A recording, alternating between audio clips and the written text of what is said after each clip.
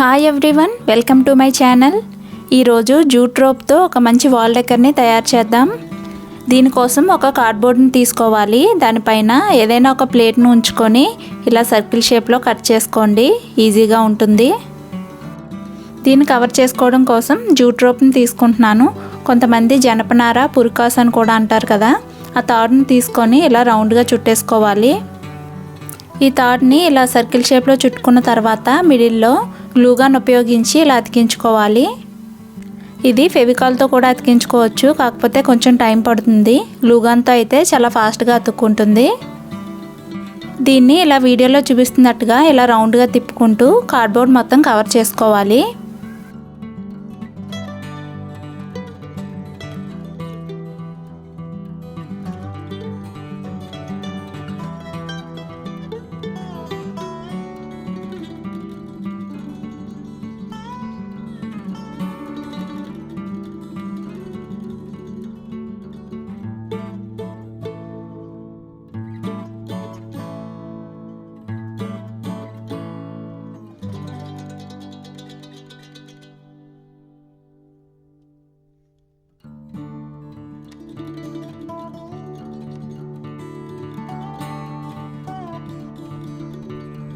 ఇలా మొత్తం అంతా అతికించుకుంటున్నాను. అయితే నేను స్టార్టింగ్లో అతికించినప్పుడే కొంచెం సైడ్కి అతికించేసాను, అందుకనే ఒక పక్క కార్డ్బోర్డ్ అనేది మిగిలిపోయింది.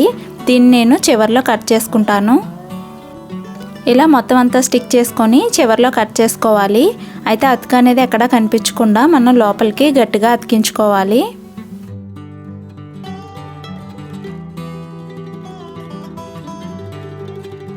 ఇలా అతికించుకున్న తర్వాత కార్డ్బోర్డ్ని కట్ చేసేసుకుంటున్నాను. నేను సైడ్కి అతికించుకోవడం వల్ల ఇలా వచ్చింది, లేదంటే ఇలా రాదండి.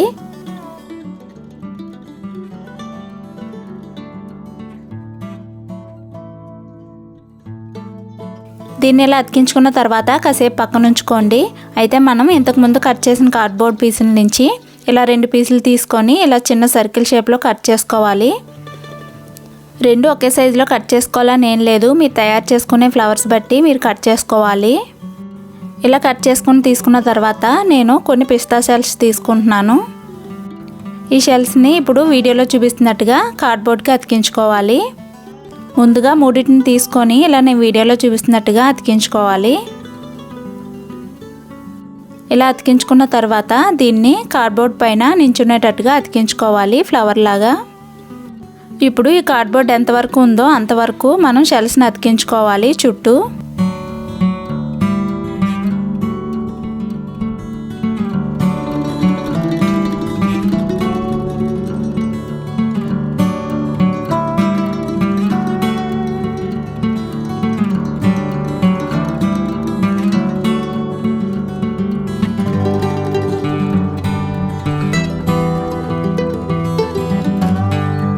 అదేవిధంగా రెండో దాన్ని కూడా అతికించుకుంటున్నాను. ఇక్కడ మీకు ఎన్ని ఫ్లవర్స్ కావాలితే అన్ని తయారు చేసుకోవచ్చు. వీడియో మొత్తం చూసిన తర్వాత మీరు డిసైడ్ అవ్వచ్చు. ఇప్పుడు ఎండిపోయిన చిన్న చెట్టు కొమ్మను తీసుకుంటున్నానండి. దీన్ని మనం ముందుగా తయారు చేసి పెట్టుకున్న ఈ జూట్ పైన అతికించేసుకోవాలి. మీ దగ్గర సింగిల్ది ఒకటే కొమ్మ ఉంటే అది కూడా అతికించుకోవచ్చు. నా దగ్గర అటువంటిది లేదు కాబట్టి ఇలా రెండింటిని సెట్ చేసుకుంటున్నాను. ఇలా రెండింటిని ఊడిపోకుండా అతికించుకోవాలి. అతికించుకున్న తర్వాత మనం ముందుగా తయారు చేసి పెట్టుకున్న ఈ పిస్తా ఫ్లవర్స్ని కూడా డెకరేట్ చేసుకోవాలి. ఇక్కడ మీరు ఎన్ని తయారు చేసుకోవాలనుకున్నా తయారు చేసుకొని పెట్టుకోవచ్చు. నేను ఇక్కడ రెండింటిని అతికిస్తున్నాను. ఇప్పుడు ఈ థీమ్కి తగ్గట్టుగా న్యాచురల్గా ఉండడం కోసం ఎండిపోయిన ఆకులను అతికిస్తున్నాను. ఇందులో పేపర్తో తయారు చేసినవి అతికిస్తే బాగోదు కదా, అందుకని చెప్పి నేను ఎండిపోయిన ఆకులను తీసుకొని ఇలా డెకరేట్ చేస్తున్నాను. కొత్త వాళ్ళు ఎవరైనా నా వీడియోస్ చూస్తున్నట్లయితే మీకు వీడియోస్ నచ్చినట్లయితే ప్లీజ్ లైక్ చేయండి, షేర్ చేయండి. మరిన్ని కొత్త వీడియోస్ కోసం సబ్స్క్రైబ్ చేసుకోండి. అంతే అండి, వాల్ డెకర్ అయితే రెడీ అయిపోయింది. ఇప్పుడు దీన్ని హ్యాంగ్ చేసుకోవడం కోసం ఒక వూల్ని తీసుకొని ఇలా పేపర్ పైన అతికిస్తున్నాను. ఇప్పుడు ఈ పేపర్కి గ్లూ అప్లై చేసుకొని ఈ వాల్ డెకర్కి వెనకాతలు అతికించేసుకోవాలి. మీరు కావాలనుకుంటే డబుల్ టేప్తో కూడా హ్యాంగ్ చేసుకోవచ్చు. దీని ఫైనల్ లుక్ ఎలా ఉందో చూసేయండి. నచ్చితే లైక్ చేయండి.